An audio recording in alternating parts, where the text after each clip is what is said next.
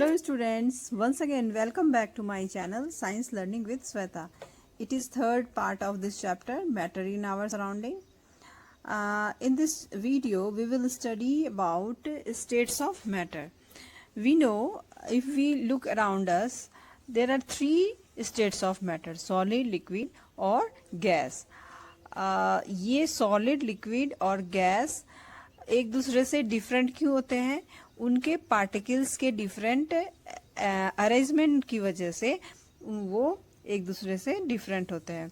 For example solid में जो particles होते हैं वो काफ़ी कम डिस्टेंस में होते हैं, जिसकी वजह से उनके बीच में अट्रैक्शन फोर्स ज़्यादा होता है और वो हार्ड होता है. लिक्विड में पार्टिकल्स थोड़े डिस्टेंस पे होते हैं सॉलिड के मुकाबले, इस वजह से वो हार्ड नहीं होता है. उनके पार्टिकल्स के बीच में अट्रैक्शन फोर्स सॉलिड के मुकाबले कम होती हैं. और जो गैस के पार्टिकल्स होते हैं वो एक दूसरे से काफ़ी दूर होते हैं, जिसकी वजह से उनके बीच में अट्रैक्शन फोर्स बहुत ज़्यादा कम होती हैं और उसके पार्टिकल फ्रीली मूव कर सकते हैं. उसका कोई शेप नहीं होता है गैस का, वो हार्ड नहीं होता है, कंप्रेस हो सकता है.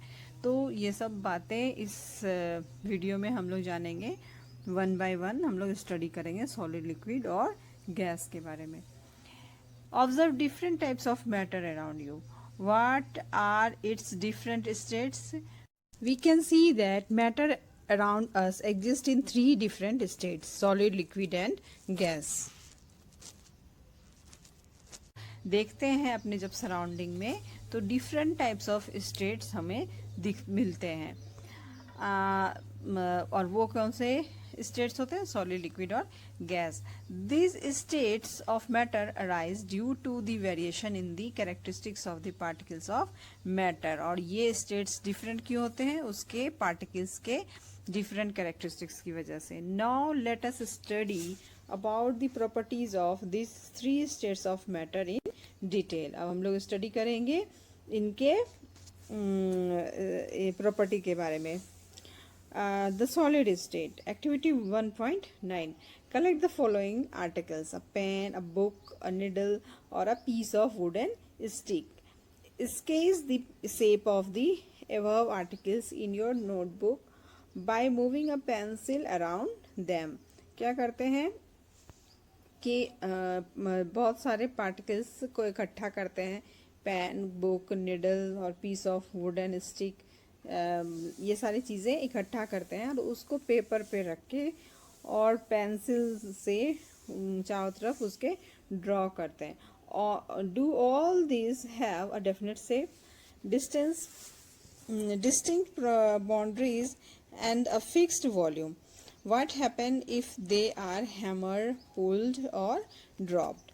अगर इसको ड्रॉ करते हैं हम तो हमें पता चलता है ये एक सर्टेन शेप का है और इसकी एक फिक्स्ड बाउंड्रीज है और एक फिक्स्ड वॉल्यूम है. और अगर इस पार्टिकल्स को हम हैमर करें, हैमर से इसको पीटे, पुल करें, ड्रॉप करें, तो क्या होगा? Are this capable of diffusing into each other. तो इसमें क्या अगर हम उसको हैमर करें, पुल करें और ड्रॉप करें तो क्या इसमें चेंज होगा, ये हमें देखना है. और क्या ये एक दूसरे से डिफ्यूज़ कर जाते हैं, जैसे हम लोगों ने पहले पढ़ा था डिफ्यूज़न में क्या होता है. तो क्या ये सॉलिड में डिफ्यूज़न भी होता है? Try compress them by applying force. Are you able to compress them. क्या सॉलिड, ये जितने भी पार्टिकल हैं ये सारे सॉलिड हैं, तो ये क्या कंप्रेसिबल हैं? इसको हम कंप्रेस करके देखेंगे. All the above are example of solid. अब जितने भी पार्टिकल्स हम लिए हैं, पेन, पेंसिल, कॉपी, ये सारी चीज़ें सॉलिड है. We can observe that all these have a definite shape, distinct boundaries and fixed volume. इनका सबका एक बाउंड्री होता है और वॉल्यूम भी फिक्स्ड होता है, शेप भी फिक्स्ड होता है. ये शेप नहीं चेंज करते हैं ये सारी चीज़ें. That is have negligible compressibility. और ये इसको अगर हम कंप्रेस करें, कोई वुड स्टिक को अगर हम कंप्रेस करें, बुक को कंप्रेस करें, वो कंप्रेस होगा? नहीं होगा. होगा भी तो बहुत नेग्लिजिबल होगा, जो हमें पता नहीं चलेगा. Solid have tendency to maintain their shape when object to outside force. Solid में break under force but it is difficult to change their shape, so they are rigid. Solid को कंप्रेस करना बहुत मुश्किल है, उसके शेप को change करना बहुत मुश्किल है, लेकिन अगर ज़्यादा फोर्स लगाए तो वो ब्रेक हो सकता है सॉलिड, लेकिन उसके शेप में कोई चेंज नहीं होगा, तो ये रिजिड है. Consider the following. What about a rubber band, can it change its shape on stretching, is it solid. अब रबर बैंड जो है वो भी एक सॉलिड ही है, लेकिन जब उसको हम स्ट्रेच करते हैं तो वो अपना शेप चेंज कर लेता है, तो क्या वो सॉलिड है. What about sugar and salt? When kept in different jar, this take the shape of the jar. Are they solid? अब शुगर या सॉल्ट को हम जिस जार में रखते हैं वो उसी जार का शेप ले लेता है, तो क्या वो सॉलिड है. What about a sponge? It is a solid, yet we are able to compress it. Why? अब स्पंज जो है उसको अगर हम कंप्रेस करते हैं तो वो कंप्रेस हो जाता है, उसकी जो शेप है वो चेंज हो जाती है, तो क्या ये सॉलिड है. All the above are solid. सब कुछ सॉलिड है, हमें पता है. स्पंज हो गया, रबर हो गया, शुगर सॉल्ट, ये सब कुछ सॉलिड है, लेकिन जो भी हम लोगों ने अभी स्टडी किया सॉलिड के नेचर के बारे में, वो सब इसमें मेल नहीं खा रहा है. तो क्या ये सॉलिड ही है सब कुछ, क्यों है, अगर है तो क्यों है, इसके बारे में हम लोग स्टडी करेंगे. अ rubber band change shape under force and regain the same shape when the force is removed. If excessive force is applied, it break. Rubber band जो होती है उसमें एक क्वालिटी होती है कि अगर हम उसमें फोर्स लगाएं तो उसका शेप चेंज हो जाता है, और जैसे ही फोर्स हटता है वो वापस अपने सेम शेप में आ जाता है. और एक्सेसिव फोर्स अगर इसमें अप्लाई किया जाए तो ये ब्रेक भी हो सकता है. The shape of each individual sugar or salt crystal remain fixed, whether we take it in our hand, put it in a plate or in a jar. Sugar या सॉल्ट जो होते हैं उसके जो पार्टिकल्स होते हैं वो छोटे छोटे क्रिस्टल से बने होते हैं, तो वो क्रिस्टल की जो शेप होती है वो फिक्स्ड होती है, वो चेंज नहीं होती है, और उसको अगर हम कहीं भी रखें, प्लेट में रखें, जार में रखें, तो उसकी शेप में कोई चेंजिंग नहीं होता है. That's why it is also solid. A sponge has minute holes in which the air is trapped. When we press it, the air is expelled out and we able to compress it. Sponge में छोटे छोटे holes होते हैं जिसमें air fill होते हैं, और जब हम उसको प्रेस करते हैं तो वो एयर जो होती है वो उस होल से बाहर निकल जाती है, इसकी वजह से उसको हम कंप्रेस कर पाते हैं. The liquid state. इस एक्टिविटी में क्या करते हैं, एक्टिविटी 1.10 में डिफरेंट टाइप्स ऑफ लिक्विड को पहले कलेक्ट करते हैं और डिफरेंट शेप का कंटेनर लेते हैं और उसमें 50 ml मार्क कर देते हैं उस कंटेनर में, और फिर अब 50 ml जो भी हम लोगों ने लिक्विड कलेक्ट किया है उसके 50 ml को मेज़र करके उसको डिफरेंट कंटेनर में ट्रांसफ़र करते हैं 1 by 1. तो हमें पता चलता है कि ये लिक्विड का जो वॉल्यूम है वो सेम रहेगा, किसी भी कंटेनर में अगर डालें तो उसका वॉल्यूम सेम रहेगा, लेकिन शेप चेंज हो जाएगा. Collect the following: water, cooking oil, milk, juice, a cold drink. Containers of different shapes. Put a 50 ml mark on these containers using a measuring cylinder from the laboratory. किसी भी measuring cylinder laboratory से लेकर के उसको 50 ml measuring cylinder से measure करके container में mark कर देना है. What will happen if this liquid are spilled on the floor?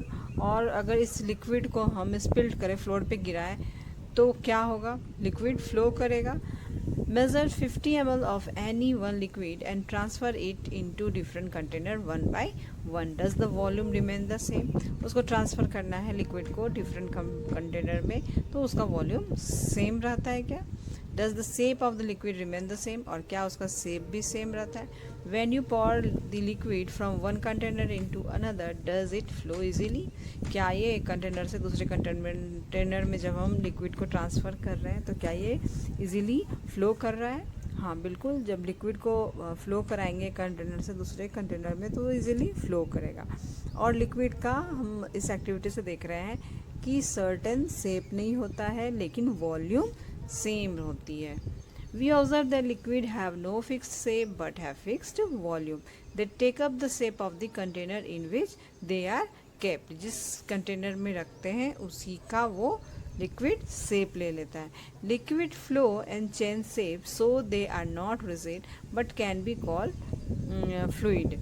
Liquid का लिक्विड फ्लो करता है और शेप को चेंज करता है, इसलिए उसको हम रिजिड नहीं कह सकते हैं, उसको हम फ्लूइड कह सकते हैं। Refer to activity 1.4 and 1.5 where we saw that liquid solid and liquid can diffuse into liquid.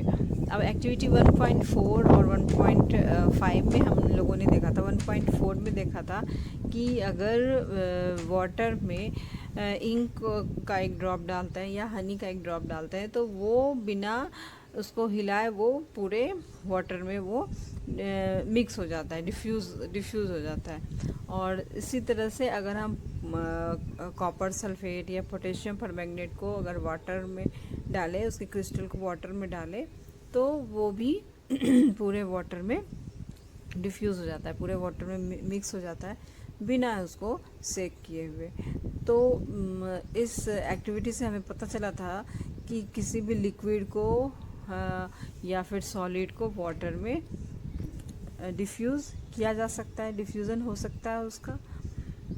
The gas from the atmosphere diffuse and dissolve in water. अब सिमिलरली गैस भी ऐसे ही वाटर में डिफ्यूज़ हो जाता है। These gases, especially oxygen and carbon dioxide, are essential for the survival of aquatic animal and plant। और जैसे oxygen और कार्बन डाइऑक्साइड जो कि एक्वेटिक एनिमल, जो वाटर के अंदर एनिमल होते हैं और प्लांट होते हैं, उनको भी रेस्पिरेशन के लिए ऑक्सीजन कार्बन डाइऑक्साइड चाहिए, तो वो वाटर के अंदर कहाँ से लेते हैं, वो डिज़ोल्व जो होता है गैस वाटर में, उसी गैस को वो यूज़ करते हैं, कार्बन डाइऑक्साइड और ऑक्सीजन को। All living creatures need to breathe from for survival sorry, all जो क्रीचर्स हैं उसको सर्वाइव करने के लिए गैस चाहिए, ब्रेथ करने के लिए। The aquatic animal can breathe under water due to the presence of dissolved oxygen in water. Thus we can conclude that solid, liquid and gas can diffuse into liquid। तो हम ये conclusion निकाल सकते हैं, जो सॉलिड है, liquid है, gas है, वो वाटर में डिफ्यूज़ हो सकते हैं, लिक्विड में डिफ्यूज़ हो सकते हैं। The rate of diffusion of liquid is higher than that of solid. This is due to the fact that in the liquid state particles move freely and have great space between each other as compared to particle in the solid states। अब liquid states में क्या होता है कि उनके particle, मैंने पहले भी बताया था, उनके पार्टिकल के बीच का डिस्टेंस ज़्यादा होता है, इसलिए लिक्विड का डिफ्यूज़न रेट ज़्यादा होगा सॉलिड से। Now come to the topic gaseous state। We know in gaseous states distance between particle is very high, and because of this high distance attraction force between particle is very low, and because of this low attraction force gas can be expand very easily and also compressed very easily। Have you ever observed a balloon seller filling a large number of balloons from single cylinder of gas? Inquire from him how many balloons is he able to fill from one cylinder। Ask him which gas does he have in the cylinder। क्या तुमने कभी देखा है जो balloon seller होते हैं वो बहुत सारे बैलून को एक सिंगल सिलेंडर से फिल कर देते हैं? उनसे पूछो कि कितने सारे बैलून वो फिल कर सकते हैं एक सिलेंडर में और उनके सिलेंडर में कौन सा गैस प्रेजेंट है। बैलून सेलर के पास जो सिलेंडर होता है वो उसमें गैस कंप्रेस्ड फॉर्म में होता है। कंप्रेस्ड फॉर्म में होने की वजह से उसमें बहुत सारे गैस प्रेजेंट होते हैं और जब उसको वो बैलून में फिल करता है तो वो एक्सपेंड हो जाता है। इसकी वजह से वो बहुत सारे बैलून को एक सिलेंडर से फिल कर सकता है। Now activity 1.11, take 3 100 ml syringes and close their nozzle by rubber cork as shown in figure. 3 syringe लेना है 100 ml का और उसके nozzles को क्लोज कर देना है रबर कॉर्क से, कुछ इस तरह से. You can see in this picture rubber cork is close the syringe nozzles. Remove the pistons from all the syringes. अब piston को remove कर देना है. Leave one syringe untouched. Fill water in the second and piece of chalk in the third. अब 3 syringe में एक को तो ऐसे ही रख देना है, उसमें कुछ नहीं डालना है. सेकेंड में वाटर डालना है और थर्ड में चॉक के पीस डालने हैं. Insert pistons back into these syringes. You may apply some Vaseline on the piston before inserting them into the syringes for their smooth movement. Now try to compress the content by pushing the piston in each syringes. अब इसमें piston को insert करना है. इसके smooth movement के लिए हम इसमें वैसलीन अप्लाई कर सकते हैं. और हम ऑब्ज़र्व करते हैं कि जो एक में जो कुछ नहीं है वो गैस प्रेजेंट है और जिस एक में वाटर प्रेजेंट है और एक में चॉक के पीस प्रेजेंट है. तो किसको हम कहाँ तक कंप्रेस कर सकते हैं पिस्टन से. What do you observe in which case was the piston easily pushed in. What do you infer for your observation. अब ये हमें पता करना है कि किस सिरिंज में पिस्टन जो है इजीली पुश हो रहा है और तुम्हें इससे क्या पता चलता है.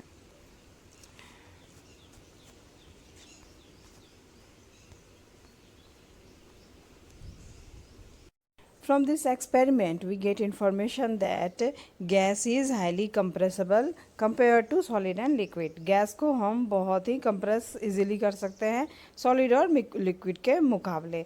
अब जब हम गैस को कंप्रेस करेंगे तो उसकी स्टेट चेंज हो जाएगी, वो लिक्विडफाइड हो जाएगा. Because distance between particles decrease and when distance between particles decrease, one state change into another state, so gas converted into liquid state. We have observed that gas are highly compressible as compared to solid and liquid. Gas बहुत ज़्यादा compressible होता है solid और liquid के मुकाबले. liquid को हम small amount में compress कर सकते हैं और solid को बहुत ही negligible amount में हम compress कर सकते हैं. The liquefied petroleum gas cylinder that we get in our home for cooking और oxygen supply to hospital in cylinder is compress gas. अब जो हम कुकिंग के लिए जो गैस यूज़ करते हैं घरों में, वो क्या होता है, पेट्रोलियम गैस को कंप्रेस फॉर्म में हमारे घरों तक सप्लाई किया जाता है. क्यों? क्योंकि अगर गैस को डायरेक्टली गैस ही हमारे घरों में सप्लाई किया जाए तो वो उसके लिए लार्ज वॉल्यूम का कोई सिलेंडर लेना पड़ेगा. तो स्मॉल सिलेंडर में ही लार्ज अमाउंट ऑफ गैस को कंप्रेस करके हमारे घरों में सप्लाई किया जाता है. और सिमिलरली जो ऑक्सीजन सप्लाई होते हैं हॉस्पिटल में वो भी कंप्रेस गैस होता है. मीन्स ऑक्सीजन का लिक्विफाइड फॉर्म यूज़ किया जाता है हॉस्पिटल में सप्लाई करने के लिए.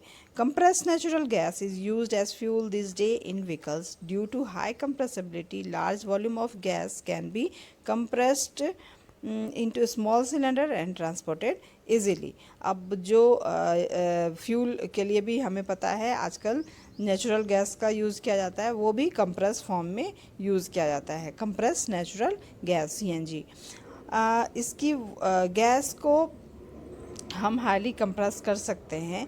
इसकी वजह से क्या होता है, लार्ज वॉल्यूम गैस को हम स्मॉल सिलेंडर में फिल कर सकते हैं और ट्रांसपोर्ट इजीली उसका हो सकता है. We know that kinetic energy of gas particle is very high and space between particle is also very high, and because of this property gas show diffusion very fast compared to liquid and solid.